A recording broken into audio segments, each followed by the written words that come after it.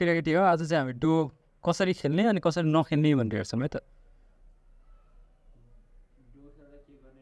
यसरी भात सम्झेरीलाई कहिले पनि नखानु र बच्चाहरूलाई पनि खानु नदिनु यो सँगसँगै कहिले पनि यसरी चाहिने भन्दा धेरै मटेरियल युज गर्नु र यो मान्छेले गरे जस्तै पुरै गिलो पिठो लेदो नबनाउनु धेरै पानी हालेर जसरी यहाँ देखिराख्नु भएको छ यस्तो कहिले पनि नगर्नु डो चलाउँदाखेरि चाहिँ ठिक्क अमाउन्टमा मात्रै युज गर्नुपर्छ जसरी भिडियोमा देखिराख्नु भएको छ अलिअलि पिठो युज गर्ने थोरै पानी युज गर्ने अनि पानी धेरै भयो अति नै गिलो भयो भने थोरै पिठो हाल्ने अनि त्यसलाई फेरि मुस्ने डो गर्दाखेरि चाहिँ कहिले पनि एउटा मात्र सिङ्गुलर कलर कहिले पनि नगर्नु होला 3टा कलर जतिसम्म युज गर्नु त्यो गऱ्यो भने चाहिँ बच्चाहरूलाई मनोरञ्जन हुन्छ यसरी कहिले पनि डो फालेर बच्चाहरूलाई खेल्नु नदिनु सकेसम्म कन्ट्रोल गर्नु यस्तो गऱ्यो भने झगडा हुन्छ बच्चाहरूलाई त रमाइलो हुन्छ तर गेम बिग्रिन्छ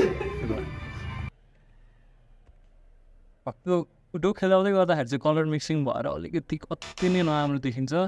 त्यो गर्दाखेरि सकेसम्म डोलाई मिक्स धेरै नगर्नु यो मान्छे यसरी कहिले पनि माथि बसेर बच्चाहरूलाई नपराउनु नथर्काउनु नत्र भने बच्चाहरूले पिट्छ हो यसरी तल आँखाको लेभलमा बच्चाहरू सँगसँगै बसेर बितेर खेल्नु त्यो जहिले पनि गेमहरू खेलाउँदाखेरि चाहिँ केही न केही मोडल चाहिँ आफ्नो साइडमा राखिराख्नु सो द्याट बच्चाहरूलाई के बनाउने कसरी बनाउने थाहा नहोस् अब गेम त त्यही खेल्दाखेरि चाहिँ ल